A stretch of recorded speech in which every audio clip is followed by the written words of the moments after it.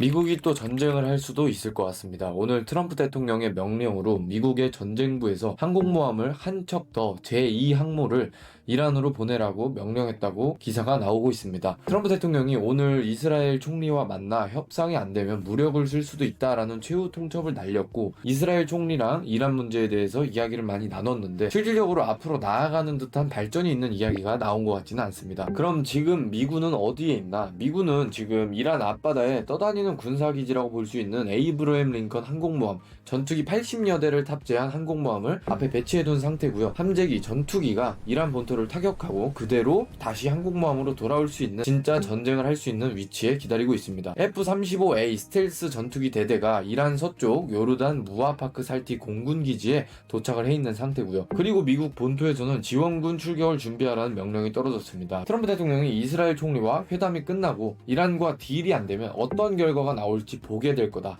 그러니까 사실상 말로 하는 건 이제 마지막이다 이야기를 했고요. 그 이야기를 들은 이란은 이란 중부 이스파한에 위치한 핵시설 터널 입구를 흙과 콘크리트로 덮는 작업이 포착됐습니다. 미군의 벙커버스터를 한번 쳐맞은 전력이 있기 때문에 이제 그 방어벽을 최대한 두껍게 만드는 중이죠. 그러니까 학습한 거지. 이게 맞으면 미국이 얼마나 아프게 때리는지. 그리고 미국에 가장 가까운 동맹이라고 볼 수 있는 이스라엘도 미군과 발을 맞춰서 합동 공격을 연습하고 있는 상태라고 합니다. 총은 이미 겨눴다. 안전장치를 풀 거다. 너 나 안전장치 풀 건데 감당되냐? 전쟁이 아직 시작된 건 아닙니다. 오늘 2월 12일을 기점으로 항공모함을 추가 배치했기 때문에 긴장감이 최고조에 달한 건 맞고요. 여기서 이란이 꼬리를 내리지 않는다? 그러면 트럼프 대통령 성격 잘 아시죠? 진짜 실행할 가능성이 상당히 높은 상태입니다.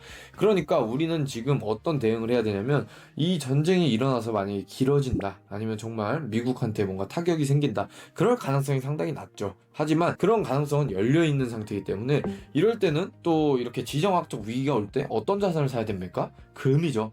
그러니까 금 가격이 이게 실제로 전쟁으로 이어지면 조금 더 오르지 않을까, 최근에 좀 조정을 받았기도 하고, 하지만 안전하다고 볼 수 있는 안전자산 금에 대해서 생각을 해볼 시점인 것 같습니다. 제 개인적인 생각으로는 트럼프 대통령은 불확실성의 대통령입니다. 이 트럼프 대통령의 임기 때 이 금값이 정말 많이 오를 거라는 생각을 하고 있어서 저는 금값이 오르지 않는 날은 매일 매수에 들어가고 있습니다. 지금 이렇게 이란하고 긴장이 시작된 지 몇 주라는 시간이 지났는데요. 여전히 트럼프 대통령은 이란에 대해서 강경한 입장을 고수하고 있죠. 앞으로 어떤 일이 벌어질 수 있을까요? 저는 반대로 어떤 일이든 벌어질 수 있을 것 같다라는 생각이 듭니다. 미국이 여전히 이란을 공격할 수 있을까? 공격을 못할 거라는 의견도 꽤 많더라고요. 기사들을 찾아보니까.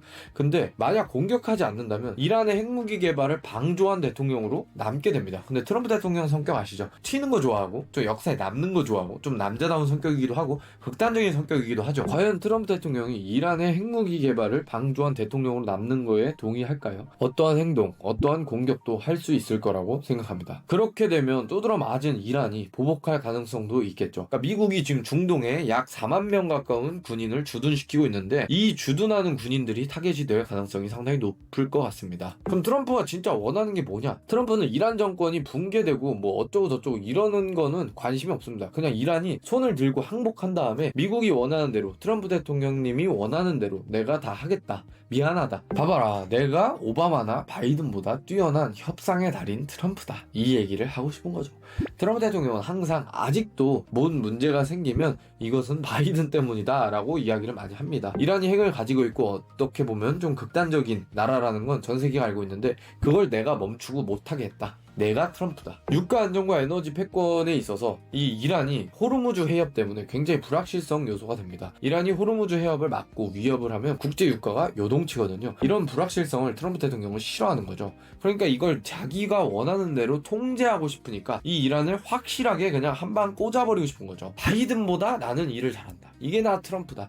바이든 정부 때 이란이 돈을 벌어서 힘을 키운 거다. 근데 내가 그걸 압도적인 힘, 나 트럼프가 끝났다. 그냥 내 밑에 꿇어라. 내가 하지 말라면 하지 마라. 그러니까 이란한테 선택지는 두 개죠. 경제 파탄 나고 군사시설 폭격 당하냐, 자존심 굽히고 나와서 트럼프하고 악수하고 핵을 포기하느냐. 트럼프는 2번을 원하는 거죠. 내 앞에 무릎 꿇는 거. 근데 이란이 그걸 거부한다? 그러면 하겠다.